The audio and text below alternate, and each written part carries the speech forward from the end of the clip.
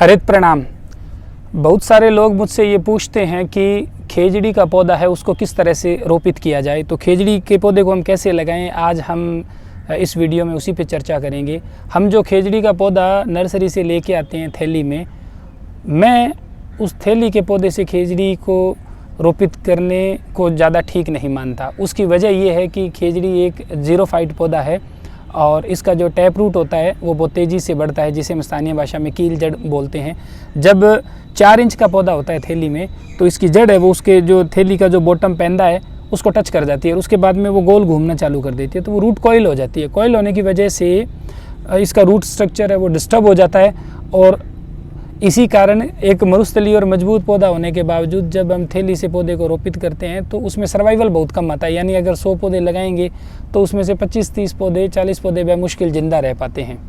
तो उसका जो सबसे अच्छा तरीका है वो ये कि खेजड़ी को बीज के द्वारा लगाएं। अब बीज के द्वारा हम खेजड़ी को कैसे रोपित करें उसके ऊपर आज हम चर्चा करेंगे अगले 3-4 मिनट में।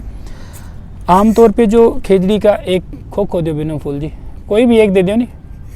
खेजड़ी की जो सांगरी होती है जब वो पक जाती है तो वो इस तरह से ब्राउनिश कलर की हो जाती है, ये कैमल कलर है और इसको खोखा बोलते हैं यहाँ राजस्थान में स्थानीय भाषा में। तो इसके अंदर जो सीड होता है, इसको जैसे ही बारिश का पानी लगता है, बारिश का पानी लगते ही इसका जो सीड है उसका आटा बन जाता है अंदर। तो अभी जैसे मानसून शुरू नहीं हुआ है तो उससे पहले इसके बीज ठीक है, जैसे इसको ओपन करते हैं तो आप ये देखिए कि इस तरह से इसके अंदर बीज होते हैं। तो ये जो बीज है ये सीड हम निकाल लें और निकाल करके ये देख लें कि इसमें से कोई सीड ऐसा नहीं हो जो जिसके कीड़ा लगा हुआ हो। अब जैसे ये इतने सीड है, इसमें से ये एक सीड ऐसा है जिसके कीड़ा लगा हुआ है, तो उसको हमें फेंक देना है क्योंकि वो जर्मिनेट नहीं होगा, तो बहुत तेज़ी से इसके सीड को कीड़ा पकड़ता है। तो ये सीड निकालने के बाद में अब सीड हम उन खेजड़ी के लें जिनके ऊपर कांटे नहीं होते, जिनकी सांगरी लंबी होती है और स्वादिष्ट होती है, उनके हम बीज सेलेक्ट कर लें। और बीज सेलेक्ट करने के बाद में फिर हमें ताज़ा गोबर लेना है। वो गोबर गाय का हो सकता है, भैंस का हो सकता है, उसमें कोई फ़र्क नहीं पड़ता। गोबर लेने के बाद में हम नॉर्मल जो साधारण खेत की मिट्टी है वो मिट्टी ले लें। उसके बाद में हमें क्या करना है कि एक हिस्सा गोबर का और एक हिस्सा हमें मिट्टी का लेना है। ये इस तरह से ले करके इनको आपस में मिक्स कर लें इस तरह से।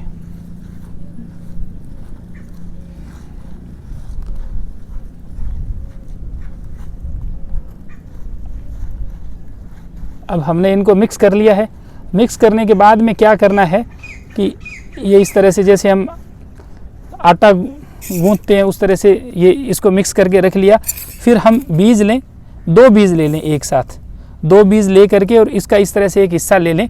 एक हिस्सा ले करके और उस हिस्से के बीच में हल्का सा कि यूँ अंगूठे से निशान बना के दोनों बीज रख करके और इसको बंद कर दें और बंद करके और इसकी हम छोटी गोली बना लें जैसे रसगुल्ले के आकार की। तो ये हमने छोटी गोली बॉल बना ली और इस बॉल को इस तरह से हम रख दें।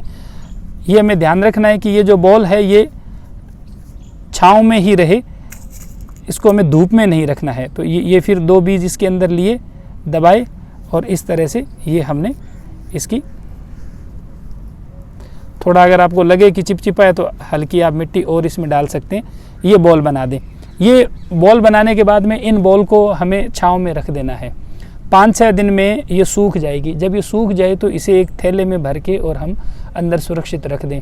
20-25 जुलाई के बाद में जब वातावरण में पूरी तरह से नमी आ जाए उसके बाद में जहाँ पे हमें खेजड़ी लगानी है वहाँ पे इस बॉल को ज़मीन के अंदर, जैसे मान लीजिए ये साधारण भूमि है, अभी ये पक्की है इसलिए यहाँ से मैं खोद नहीं पा रहा हूँ, सीधा उदाहरण के लिए ये बता रहा हूँ। जैसे मान लो ये ज़मीन है, साधारण भूमि है, तो इसको हमें इतना खोदना है कि ये बॉल हमारी अंदर इसके आ जाए आराम से और अंदर आकर के इसके ऊपर हल्की सी की मिट्टी आ जाए, इतनी बस। अब जैसे इसको अपन खोदेंगे तो थोड़ा सा खोदते ही ये बॉल पड़ी है, यानी बॉल के ऊपर आधा इंच मिट्टी आ जाए, उससे ज़्यादा मिट्टी की ज़रूरत नहीं है। तो आधा इंच गहराई में, यानी उतना खोदना है कि रखने के बाद में ऊपर आधा इंच मिट्टी आ जाए, उस गहराई में इसको लगा दें और लगा करके और छोड़ दें।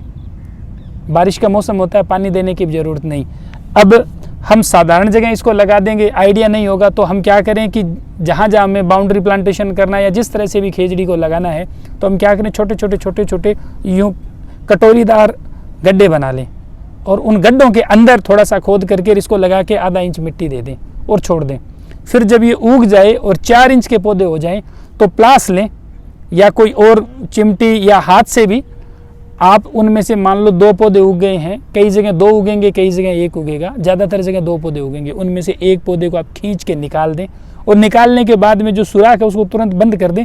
निकालने से पहले एक बार पानी दे दें, या बारिश हो गई है तो उसके बाद में सीधा तुरंत उसके बाद निकाल करके उसको बंद कर दें, ताकि उसके अंदर कोई कीड़ा वगैरह प्रवेश नहीं करे उस सुराख में। उसको बंद करके छोड़ दें और अपने आप वो खेजड़ी आपकी ग्रो करती रहेगी, उसको कोई पानी देने की ज़रूरत नहीं है। और जब वो 1 साल की हो जाए तब हम उस खेजड़ी के ऊपर बडिंग करके और उसको बिल्कुल एकदम थॉर्नलेस वैरायटी में तब्दील कर सकते हैं, सुपीरियर वैरायटी बन जाएगी। और जब वो 2 साल की होगी तो उसके ऊपर सांगरी लगना भी शुरू हो जाएगी। और हम बडिंग नहीं करते तो नेचुरल जो हमारे खेजड़ी के पेड़ होते हैं वैसे वो चलेंगे। साल बाद में उसकी साइड से जो है वो छंगाई कटाई कर दें, ट्रिमिंग जिसको बोलते हैं। फिर जब 2 साल की हो, 3 साल की ट्रिमिंग कर दें, फिर अपने आप वो पेड़ बनता जाएगा। तो जब ट्रिमिंग करें तो ये ध्यान रखें कि हमें 1/3 हिस्सा उसका काटना है, 2/3 हिस्सा है वो पड़ा रहने देना है। कुछ लोग बहुत ही पतला पतला उसको काट के लंबा कर देते हैं, तो फिर उसमें तने में जान नहीं रहती और वो तना है उसको सपोर्ट चाहिए होता है। तो सपोर्ट तो उसका तभी चाहिए होता है जब हम ज़रूरत से ज़्यादा उसकी जब छंटाई कर देते हैं, तो उस कारण वो उसकी वेजिटेटिव ग्रोथ ज़्यादा हो जाती है। तो ये खेजड़ी को लगाने का एक तरीका है। तो मैं उम्मीद करता हूँ कि ये जानकारी है इससे आपको लाभ मिलेगा। और आपको अगर ये जानकारी लाभप्रद लग रही है तो मेरा आपसे निवेदन है कि आप इसे साझा भी करें, इस वीडियो को शेयर करें। और मेरा जो पेज है पर्यावरण पाठशाला, और इसी नाम से हमारा यूट्यूब चैनल भी है पर्यावरण पाठशाला के नाम से, आप इनसे जुड़िए ताकि इस तरह की जितनी भी पेड़ और पर्यावरण से संबंधित जानकारी है उनको मैं आपके साथ में साझा कर सकूं। और मेरा आपसे निवेदन है कि इस साल कम से कम 1 खेजड़ी के पौधे को आप अपने परिवार में हरित सदस्य के रूप में ज़रूर शामिल करें, क्योंकि जो पारिवारिक वानिकी का विचार है वो विचार ही इस अवधारणा पे आधारित है कि जब हम परिवार के अंदर पेड़ और पर्यावरण की बात करेंगे तभी बात बनेगी। तो उम्मीद करता हूँ कि इस बार आप भी एक ग्रीन मेंबर अपनी फैमिली में ज़रूर इंक्रीज करेंगे, और अगर नहीं है तो उसे इंक्लूड करेंगे। हरित प्रणाम, थैंक यू।